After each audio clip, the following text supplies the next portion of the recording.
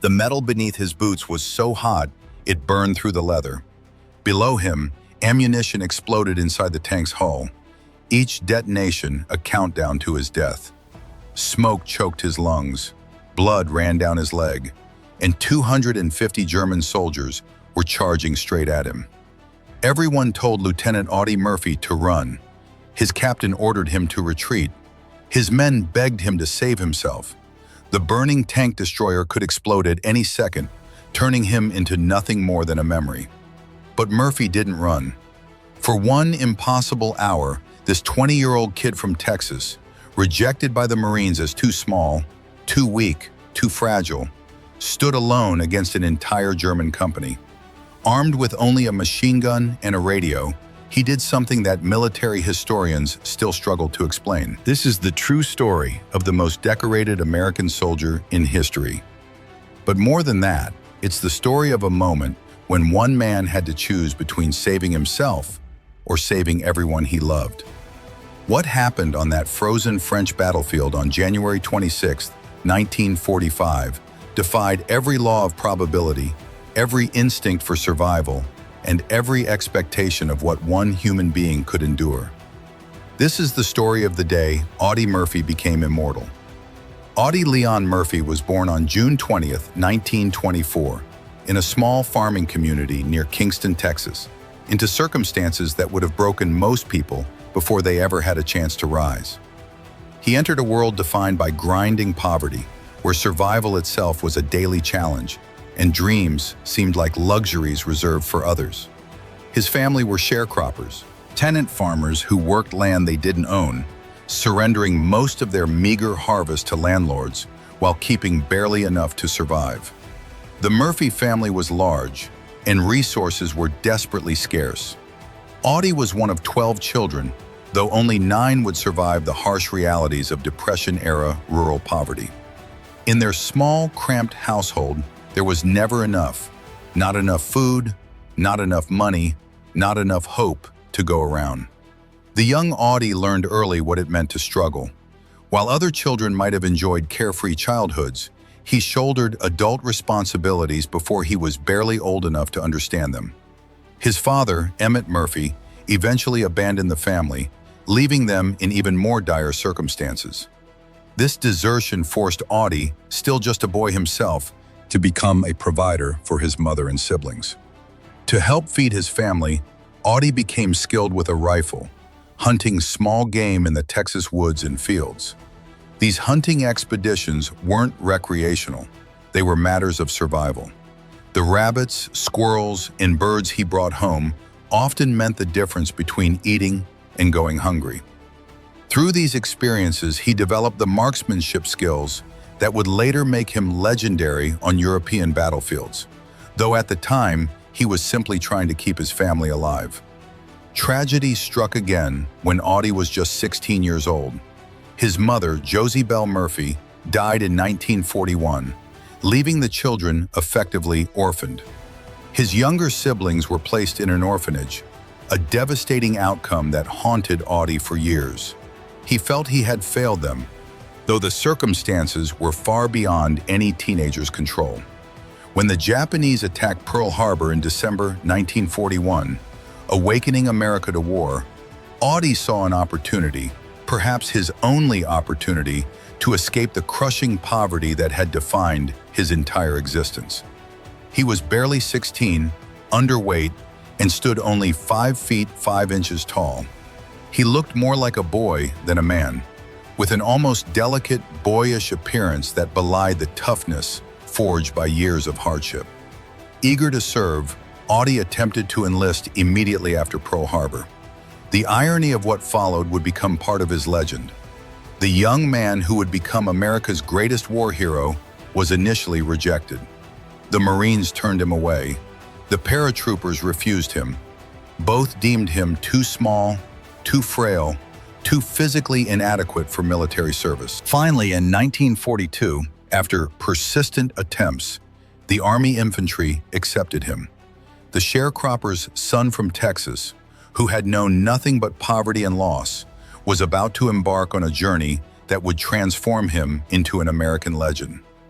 The screen faded from darkness as the first gray light of January 26, 1945, crept across the frozen landscape of Holtzwihr, France. Wind whistled through bare trees, their branches heavy with ice and snow. This was the Colmar Pocket, where American forces had been bleeding for 6 months, desperately trying to push the Germans back across the Rhine. In a foxhole carved into the frozen earth, Lieutenant Audie Murphy sat writing a letter by the dim morning light. At 20 years old, his boyish face was covered with a weak stubble, and despite the officer's bars on his shoulders, he looked impossibly young. His pen moved carefully across the paper as he wrote to his sister Corinne, assuring her he was fine and promising that soon he would come home and they would get their family back together. He folded the letter with deliberate care and tucked it inside his jacket, close to his heart. Sergeant Laddie Tipton, a hardened 28-year-old veteran with kind eyes, slid into the foxhole beside Murphy and told him that writing letters before a fight was bad luck. Murphy smiled slightly and said the universe already knew what he had to lose, the same as Laddie, the same as all the young men preparing for another day of war in the forest behind them.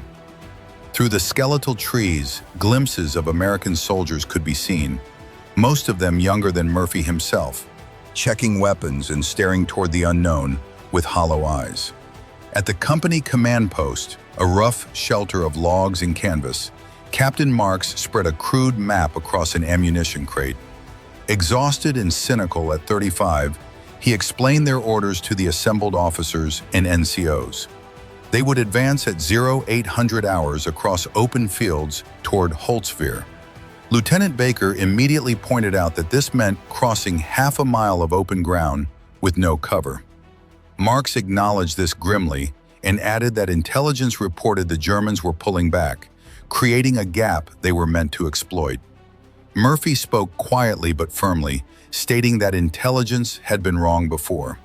The captain's sharp response challenged Murphy to offer a better idea, but Murphy simply said he was stating a fact. The two men locked eyes, respect and tension evident between them. Marks assigned Murphy's platoon to take point with support from 2 M10 tank destroyers, while the rest of the company would follow at 50-yard intervals.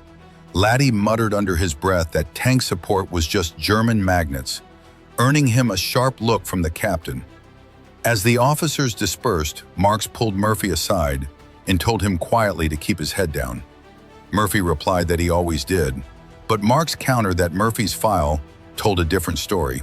He had more decorations than common sense, and today was not the day to be a hero. Murphy met his eyes and said that every day he kept his men alive was a good day, and that was all he was trying to do. Marks nodded slowly, recognizing the truth in those words. Murphy walked among his platoon in the forest. These were boys, most of them. Private Hendricks, just 18, was vomiting behind a tree. Private Garza, 19, checked his rifle for the 10th time with shaking hands. Corporal Johnson, the oldest at 22, smoked in silence. Murphy approached Hendricks and asked if he was all right. The young private wiped his mouth and claimed breakfast hadn't sat right, though both men knew he hadn't eaten any breakfast. Murphy told Hendricks that being scared didn't make him a coward, it made him smart. The trick was doing the job anyway. When Hendricks asked how Murphy managed to never seem scared, the lieutenant paused and then answered honestly. He admitted he was terrified every single day, but he had a secret. He explained that he was more scared of letting his boys down than he was of dying, so he had simply picked which fear to listen to. This revelation straightened Hendricks's posture slightly. Garza called over, asking how many Germans Murphy thought were waiting out there. Murphy walked to him and said it didn't matter how many there were. What mattered was how many they could see. He told Garza to focus on his sector, watch his spacing, and listen for orders. Corporal Johnson asked if they were going to make it. Murphy looked at these young faces, wanting to promise them safety but unable to lie. Instead, he told them they were going to do their jobs, watch each other's backs, and make the Germans wish they had stayed in bed that morning. Some nervous laughter rippled through the group. Laddie approached and informed Murphy that the tanks were moving up. In the distance, the grinding sound of engines rumbled through the cold air. Murphy called his platoon to attention and reminded them they moved in 15 minutes. He emphasized they must stay 5 yards apart minimum. If they bunched up, one shell would kill 5 men instead of one.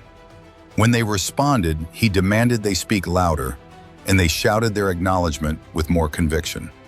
He ordered them to check each other's gear, explaining he didn't want to lose anybody because of an unsecured grenade pin or unlaced boot. As the men paired off to inspect one another, Murphy walked to the forest edge and stared across the snow-covered fields toward Holzver. The village was barely visible in the distance, a few church spires, some rooftops emerging from the winter haze. Laddie joined him and asked if Murphy felt it too. When Murphy asked what he meant, Laddie described the feeling that the air was too thick, like something was waiting. Murphy quietly admitted he felt it as well. Laddie suggested that maybe intelligence was right, that maybe the Germans really had pulled back. Murphy said, maybe, but neither man sounded convinced. At precisely 8 a.m., American infantry emerged from the forest in a long, dispersed line. 2 M10 tank destroyers rumbled alongside them, their engines growling against the silence.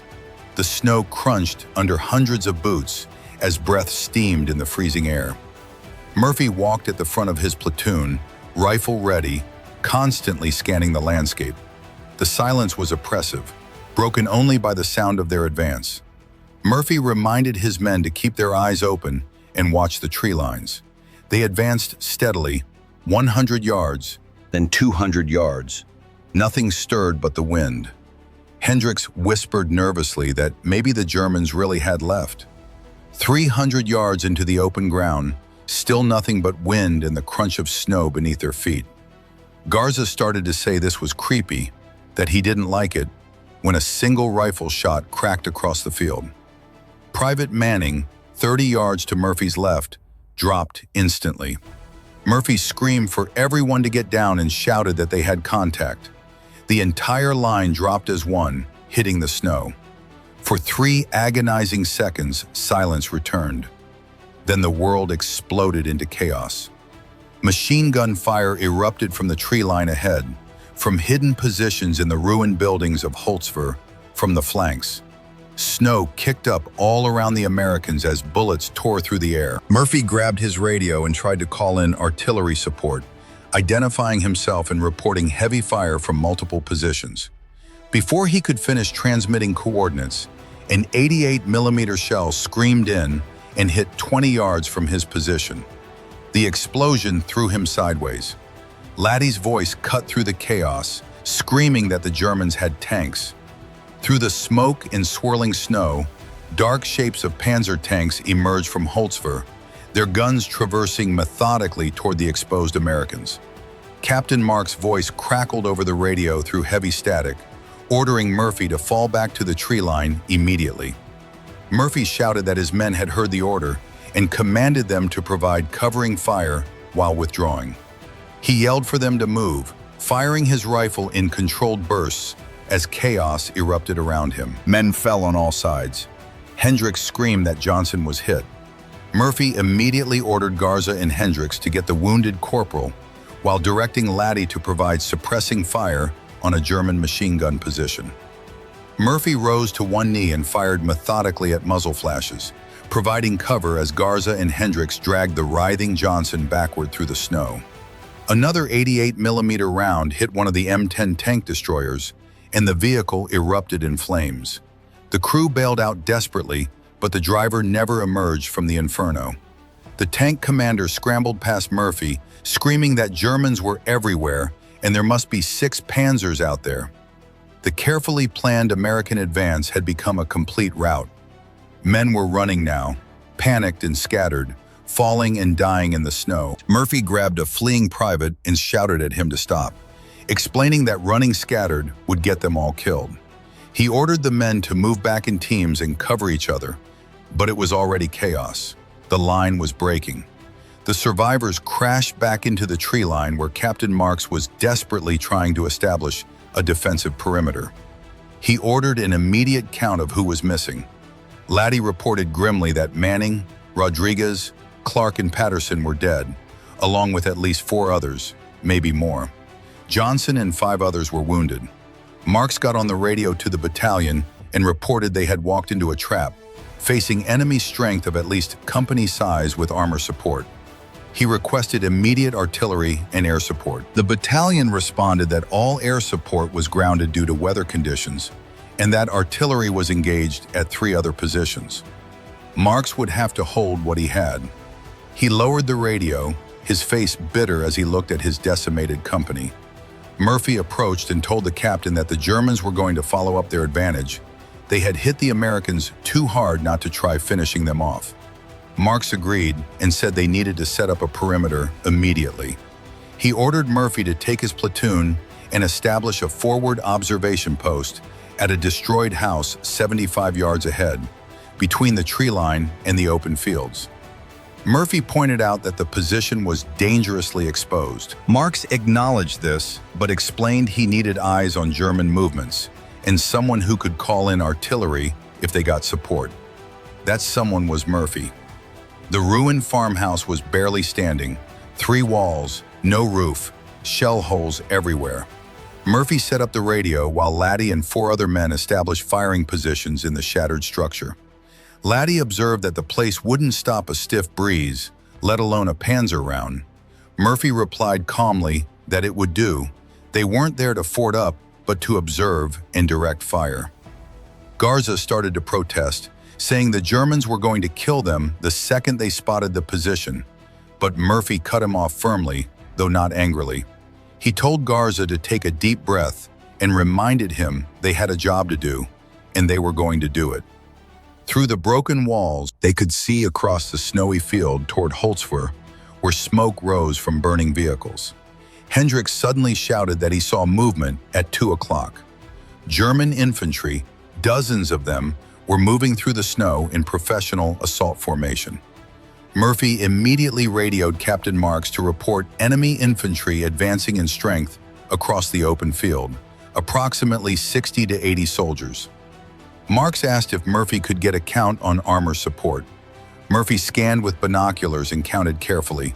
He reported 4 Panzers and 2 Panzer Grenadier half-tracks, then added that this wasn't a probe, it was a full assault. The Germans meant to push the Americans out of these woods entirely. Marks reported that the battalion had finally approved an artillery mission and asked for coordinates. Murphy quickly calculated the numbers and transmitted the grid coordinates, identifying the enemy at 800 yards in open formation, moving northwest. Marks confirmed the fire mission was sent and shells would be inbound in 60 seconds. Murphy told his men that artillery was coming and to get ready to adjust fire if needed. They waited as seconds ticked by agonizingly. At 50 seconds, then 40, then 30, Hendricks nervously reported the Germans were getting close. Murphy ordered everyone to hold fast. At 20 seconds, then 10, the wait became unbearable. Then the shells came screaming in. The artillery impacted the German formation, throwing snow, earth, and bodies into the air.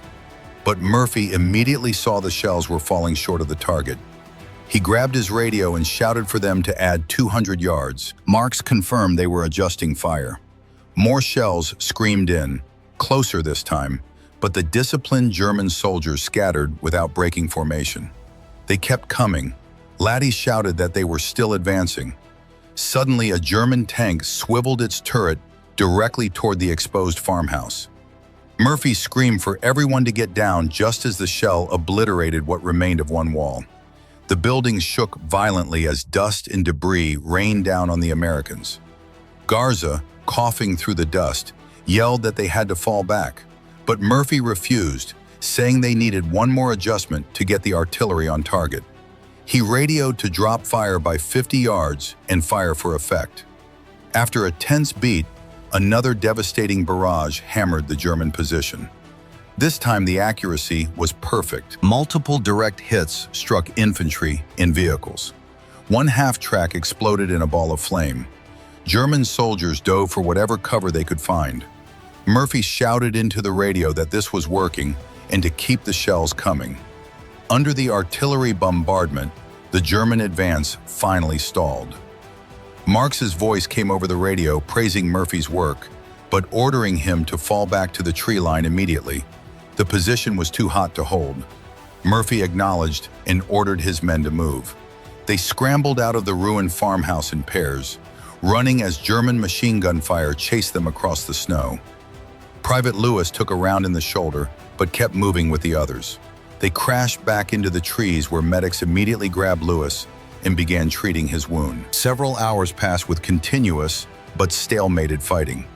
Murphy sat with his back against a tree, utterly exhausted, drinking from a canteen. Around him, his platoon looked shell-shocked and worn. Captain Marx approached with more grim news. He explained that the Germans were regrouping, and radio intercepts suggested they were bringing up more armor for another major push. Murphy stated flatly that they couldn't hold another assault like the last one. The company was down to half strength. Marx agreed, acknowledging that the battalion knew their situation but had no reinforcements available. They had to hold or lose the whole sector. Murphy nodded grimly, understanding the impossible situation they faced. Laddie called out, pointing toward the battlefield. The other M10 tank destroyer was still out there, immobilized about 40 yards from the tree line, sitting exposed in the open. Smoke rose from its engine compartment. It had been hit, but not destroyed. Marx asked about the crew, and Laddie reported they had bailed out when it was hit. But the gun, he added significantly, was still operational. Murphy stared at the tank thoughtfully and observed that the .50 caliber machine gun on top would have a clear field of fire across the entire German approach.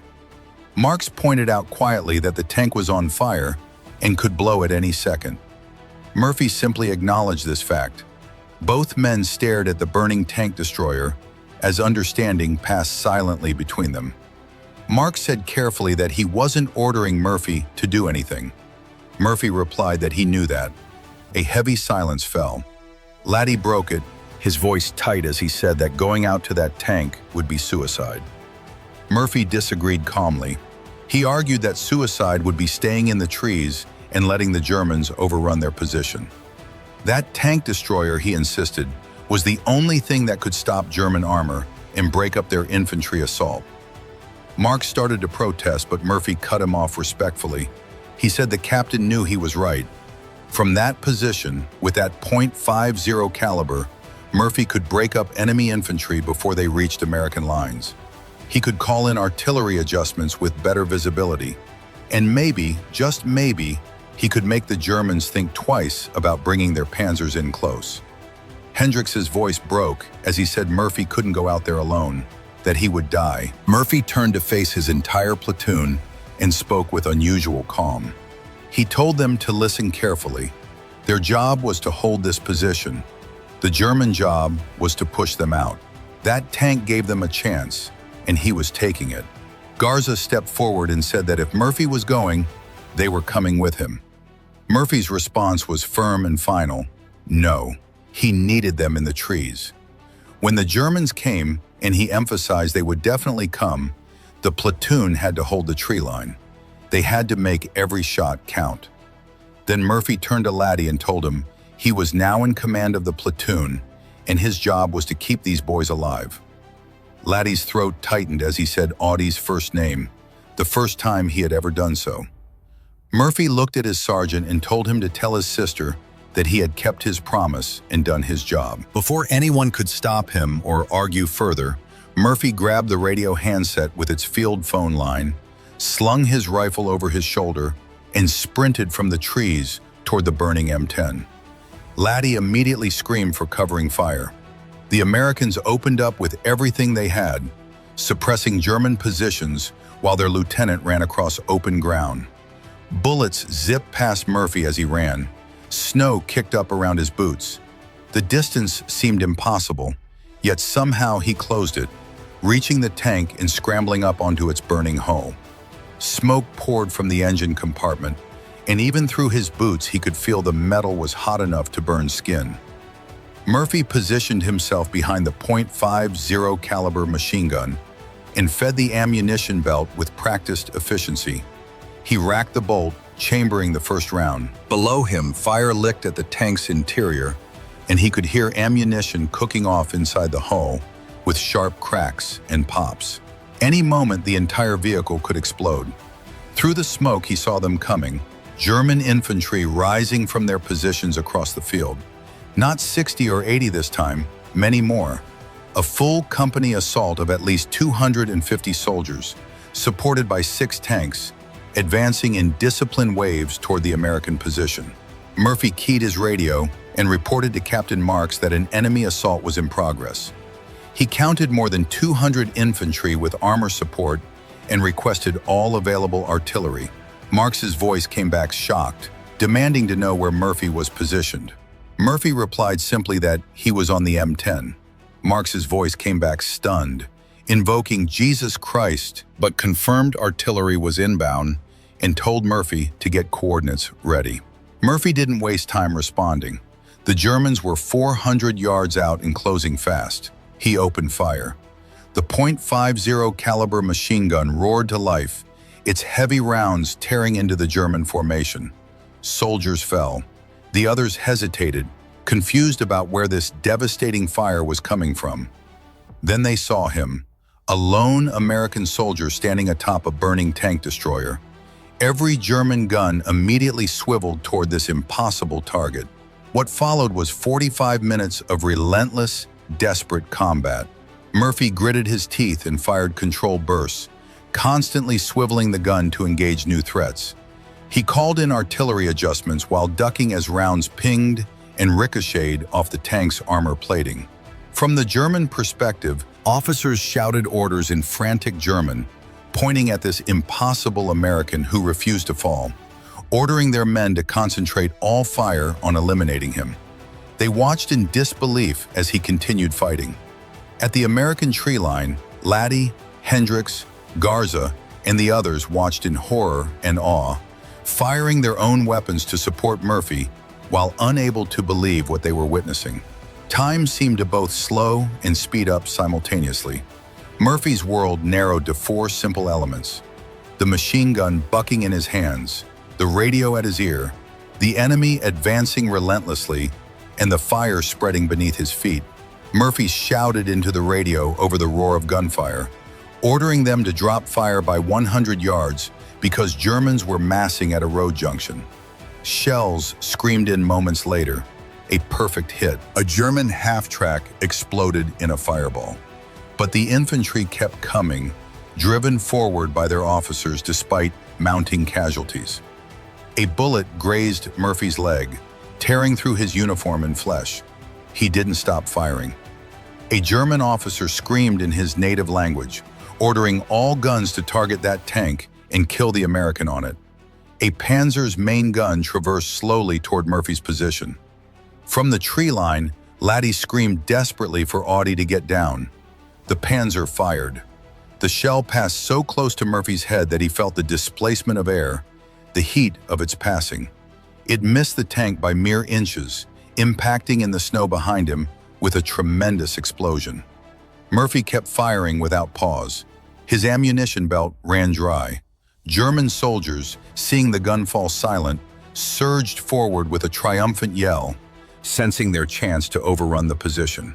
Murphy reloaded with burned hands, the hot metal searing his flesh. His wounded leg bled steadily. Smoke choked his lungs. He could barely breathe. Yet he resumed firing the moment the new belt was loaded. Hendricks, watching from the trees, said in disbelief that Murphy wasn't human, that he couldn't be human. Laddie responded with quiet awe that no, Murphy was just a soldier doing his job. Nothing more, nothing less, but everything that mattered. 15 minutes passed, 20, 30. Murphy had now been standing on that burning tank for nearly an hour.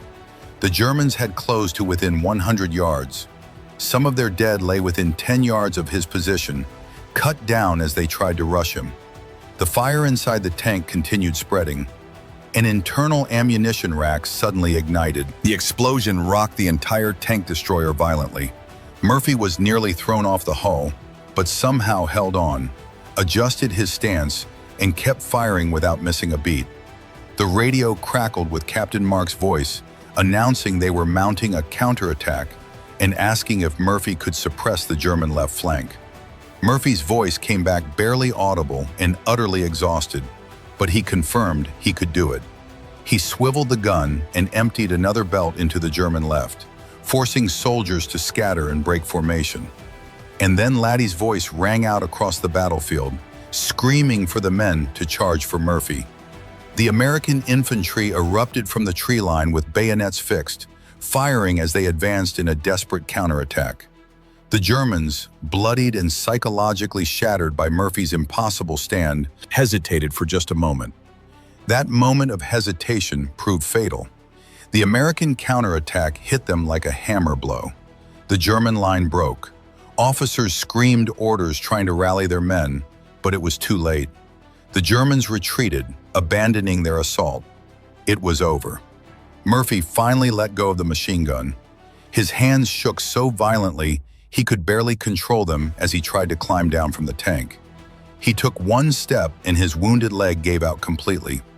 Laddie was there instantly, catching him before he fell. Laddie told Murphy he had him, that everything was all right now.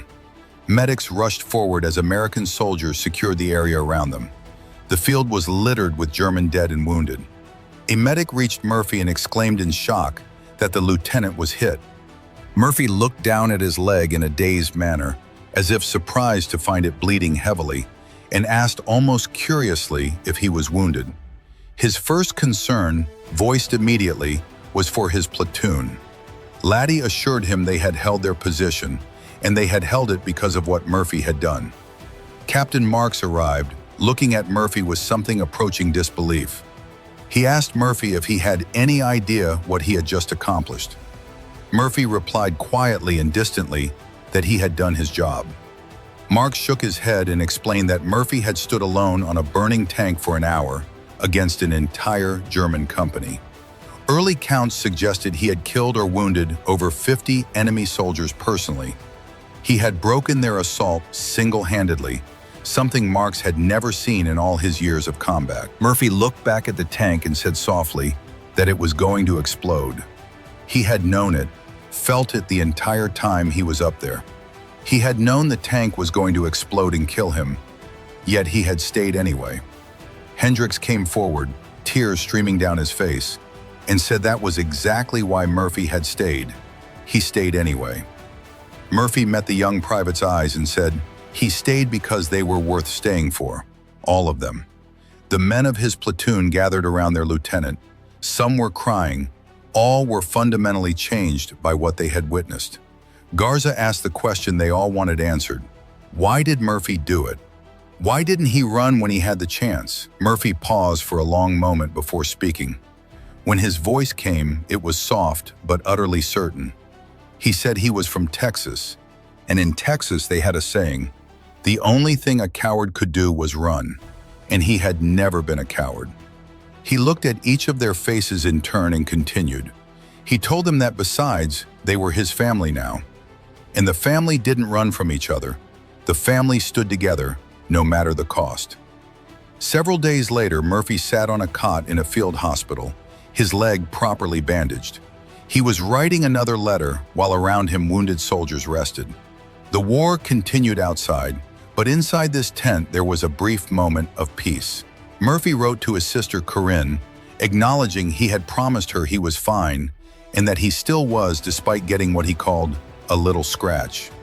He wanted to tell her about something that had happened, something important. He explained that for a long time he had been fighting the war, trying to prove something, that he wasn't too small, that he wasn't weak, that he was worth something more than the sharecropper's son everyone had expected him to remain. But he had learned something crucial on that tank. He hadn't been fighting for himself. He never had been. He was fighting for the men beside him, for the boys who had become his brothers. And perhaps, he wrote, he had been fighting for Corinne and their siblings too, to help build a world where children wouldn't have to grow up the way they had, in poverty and desperation. He admitted he didn't know if he was a hero and that he didn't feel like one. He just knew that when it mattered most, he couldn't run. Not from that tank, not from his duty, not from the people who needed him. He signed the letter carefully and folded it. Captain Marks entered the hospital tent and told Murphy he had news. When Murphy acknowledged him, Marks announced that Murphy was being recommended for the Medal of Honor. Murphy stared at him, processing this information slowly, and said he had just been doing his job. Marks sat beside Murphy and said that in all his years of service, he had never seen anything like what Murphy had done. 54 confirmed dead German soldiers. An entire company-sized assault broke. American lives saved, and Murphy had done it alone, wounded on a burning tank that should have killed him at any moment. Marks put a hand on Murphy's shoulder and told him he was going home. He had done enough, more than enough. Murphy looked toward the sound of distant artillery, still rumbling, and asked what would happen to his platoon. Marks assured him that Laddie had them now, and they would be fine. Murphy had taught them well. Several months later, the war in Europe had ended. Murphy, wearing his decorated uniform with the Medal of Honor around his neck, stepped off a train at a small station in Texas. He was still small in stature, still young-looking in appearance, but his eyes had aged a lifetime. On the platform stood his sister Corinne, now in her 20s, holding the hands of two younger siblings.